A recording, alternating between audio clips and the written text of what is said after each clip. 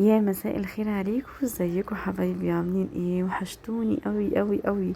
بقالي كتير ما نزلتش معاكم فيديو وما شاركتكمش في حاجات اللي انا بعملها في البيت. النهارده هنعمل مع بعض حاجه بسيطه جدا بمناسبه رجوع المدارس. كل سنه وانتم طيبين وعام دراسي سعيد عليكم انتوا واولادكم ان شاء الله. عام دراسي مربح وناجح ان شاء الله. هنعمل النهارده كرات البابلز، عملناها مع بعض اكتر من مره على القناه، بس المرات اللي فاتت كان كلها شوكولاته. المره دي هنعملها بالفرماسي لان هي هتكون احسن وامن للاولاد في المدارس، يعني مش هتوسخ معانا اللانش بوكس ومش هتوسخوا هدومهم ولا ايديهم ولا هتسيح ولا اي حاجه من الكلام ده. هنعملها بطريقه سهله جدا وبسيطه، مش هنعمل لها كيكه مخصوص ولا اي حاجه. تعالوا نشوف هنعمل ايه. انا عندي ربع صينيه كيكه كنت عاملاها وكانت فاضت عندي بقالها يومين، فقلت استغلها. يعني ما عملتلهاش كيكه زياده ولا كيكه جديده ولا اي حاجه. معايا ربع كوبايه من اللبن الدافي الفاتر اللي يا دوبك يدوب لي السكر دول، 3 معالق سكر و3 معالق كاكاو.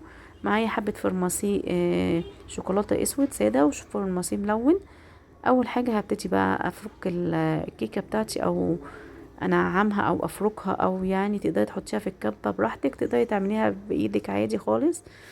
وسيحت هنا حبه شوكولاته، يعني قطعتين شوكولاته، حطيتهم في الميكرويف وحطيت عليهم حبه زيت صغيرين كده ودخلتهم الميكرويف. في ثواني بيكونوا طالعين. ما عندكيش ميكرويف تقدري تحطيهم على حمام بخار وهيسيحوا معاكي بكل سهوله. هبتدي بقى افرك كل الكميه اللي عندي. تقدري تعمليها بكيكه بيضه عاديه، تقدري تعمليها كيكه شوكولاته. دي كانت كيكه تايجر، يعني كان نصها شوكولاته ونصها فانيليا عادي، بس انا هعمل البابلز كله بالشوكولاته علشان كده زودت الكاكاو على اللبن.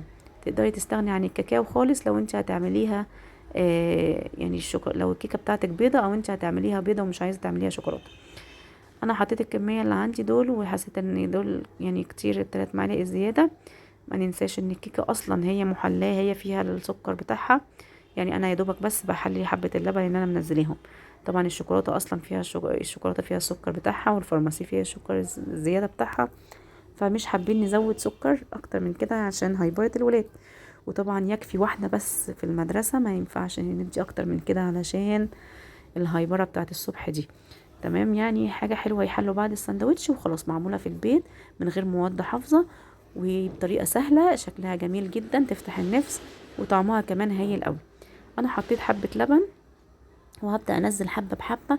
بلاش ننزل مره واحده. لو انت عندك كميه كيكه تاني متوفره خلاص تمام، بس علشان ما الدنيا ما تبص منك وبعد كده ما يبقاش فيه كيكه تظبطي القوام. هي ملهاش مقدار معين، انا استخدمت مثلا ربع صينيه مع حبه اللبن دول، وهفضل اعجن كده لغايه لما الاقي ملمسها تمام كده واتلمت على بعضها من غير ما تشقق. يعني هجرب كده امسك واحده واشوفها يعني تتعجن مع ايديا كويس كده ومش هتشقق ولا لا. لو احتاجت حبه لبن احط لها شويه تاني على حسب الكميه اللي عندك. بقى انت حابه تعملي كيكايه بحالها وتقومي عاملاها بالطريقه دي، طبعا هتزودي كميه اللبن وهتفضلي تعجني فيها لغايه لما تلم معاكي. اهم حاجه ان هي ما تشققش عشان ما ترجعش تفك بعد ما نحط الفرماسي. يعني ما نخليهاش ناشفه قوي، يعني ولا طبعا مليانه ميه وتقعد تنقط فما يمسكش الشوكولاته فيها وتقفش. يعني انت هتقدري تحسي بالملمس بتاعها. وبصي وانا وبشكلها هتحسي قد ايه، يعني ملمسها هيكون ازاي مظبوط يعني. تمام كده. هبتدي المها كلها وابتدي بقى ايه اكور. انا هنا جبت عصيان الشيش طاووق. انا في البتاع دوت في المرات اللي فاتت كنت بستخدم العصيان بتاع الشفاط اللي له الباب. انا هنا كده جبت البتاع دوت اللي ما كانوش ساعتها معايا، يعني فقمت جايبه العصيان بتاع الشيش طاووق، وكانت يعني العجينه او الكيكه تقيله عليهم فمسكتش قوي فيها. فانا كده كده اصلا يعني مش محتاجه كمان العصيان. انا كده كده هحطها في الورق بتاع الكب كيك واحطها لهم في اللانش بوكس كده اصلا من غير عصيان. بس انا قلت اديكم فكره لو محدش شاف الفيديو بتاع الكيك بوبس دوت اللي انا عملته قبل كده، يعني ياخد الفكره منها ان احنا ممكن نستخدمها بالعصيان بنفس الطريقه دي. بس ما بتبقاش عصيان الشيش طاووق لان الشيش طاووق بتبقى العصيان بتاعتها خفيفه قوي والشوكولاته بتكون محمله والكيك كمان بيبقى تقيل عليها فبتلاقيها تسقط منها قوي. اما اللي المفروض يعني تبقى موجوده فيها اللي هي العصيان بتاعه الكيك بوكس بتاعه المصاصات.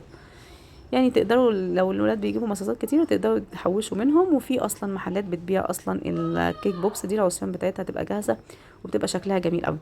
بصوا هنا هتبتدي احس ان هي خلاص تقلت وهتقع منها. اول لما احطها لقيتها سقطت، فقمت خلاص شلتها وغطيت الكور كلها بالشوكولاته الفارماسي، وهم كده كده هياخدوها اصلا في اللانش بوكس من غير عصيان يعني.